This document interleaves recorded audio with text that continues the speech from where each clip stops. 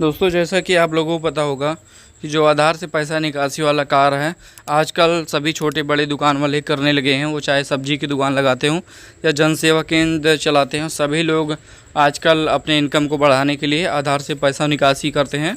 और इसी बीच वो कुछ ऐसी गलतियां कर बैठते हैं जिसमें उन्हें काफ़ी जो है हर्जाना भुगतान करना पड़ता है, छोटी सी लालच के कारण। तो आज हम क्या जानेंगे, और वही चीज़ हमें जो है अपना जो है सुधारना होगा, जिससे आगे चल के हमें काफ़ी जो है दिक्कतों का सामना ना करना पड़े।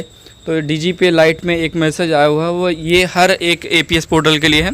यहाँ पर लिखा हुआ जन सेवा केंद्र संचालक लगातार हो रहे साइबर ठगी का शिकार।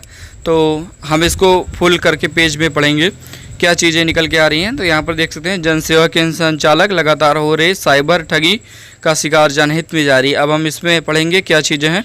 इस समय डिजिटल ट्रांजैक्शन का लेन देन सबसे अधिक हो रहा है, सही बात है। इस डिजिटल ट्रांजैक्शन में अधिकतम जन सेवा केंद्र संचालक ठगी के शिकार होते हुए दिखाई जा रहे हैं।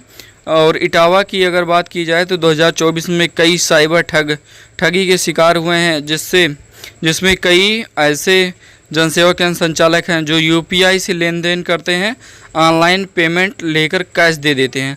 दोस्तों, यदि आप भी किसी से क्यूआर कोड पर, बारकोड पर, फ़ोनपे या गूगल पे अपने स्कैनर पर पैसा लेके कैश दे रहे हैं तो आप भी सावधान हो जाइए।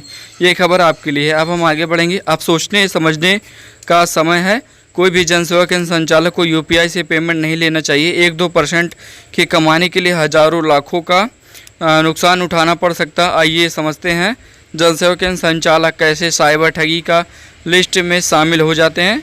साइबर सेल टीम के मुताबिक किसी ने अगर ऑनलाइन ठगी की है, किसी व्यक्ति के खाते से उसने रुपया चुरा लिया है, अब वो व्यक्ति ठगी का शिकार हुआ है, तो वह साइबर सेल में शिकायत करेगा। उससे पहले ही ठग रुपये निकालने के लिए जनसेवा केंद्र संचालक पर पहुंचता है। उसने 10,000 रुपये आपको यूपीआई किए, आपने जो भी 100-200 रुपये लेके है उसको कैश दे दिया। अब साइबर टीम जांच शुरू करती है वह रुपया किन किन खातों से होकर गुजरा है। उन सभी 9 खातों को लगातार ब्लॉक कर दिया जाएगा। ये दोस्तों बहुत ही चिंता जो है जनक बात है, और ये काफ़ी जो है विचारात्मक बात है। इस पर विचार करना चाहिए हम सभी लोगों को। जो जनसेवा केंद्र संचालक हैं, अनजान हैं, अभी नहीं उनको समझ है उतना, वो लोग खेल रहे हैं अभी, तो खेल ना पाएँ ज़्यादा कि अन्यथा खेल उठेंगे। यहाँ पर देख सकते हैं, जिसने ठगी की है वह बच गया, क्योंकि उसे तो उसने कैश कर लिया। अब इस ठगी का शिकार हुए जनसेवा संचालक यूपीआई से लेन देन की सुविधा भारत सरकार नहीं देता है। आप लोग किसके मतलब भारत सरकार तो अथॉरिटी नहीं दिया है कि पैसा लेके आप कैश दीजिए। अब आप खाता अनब्लॉक कराने के लिए साइबर सेल से बैंक व अन्य जगह अपने ईमानदारी का सबूत देते रहेंगे, लेकिन आपको कहीं न्याय नहीं मिलेगा। आपसे यही कहा जाएगा आए हुए रुपए ठग का है, जो आपको वापस करना ही पड़ेगा। इस ठग से जनसेवा केंद्र संचालक कैसे बचें, तो इसका सिंपल सा ही फंडा है। यहाँ पर लिखा हुआ है मोटे मोटे अक्षरों में, एपीएस से ही पेमेंट निकालें, यूपीआई लेन देन से बचें, किसी के द्वारा भेजे गए लिंक पर क्लिक करके पेमेंट ना करें। कोई भी लिंक भेजता है या कोई भी पैसा आपके अकाउंट में भेजता है तो उसे कदापि जो है कैश ना दें। बिल्कुल उसे सलाह दें कि आप आधार से ही पैसा निकालिए।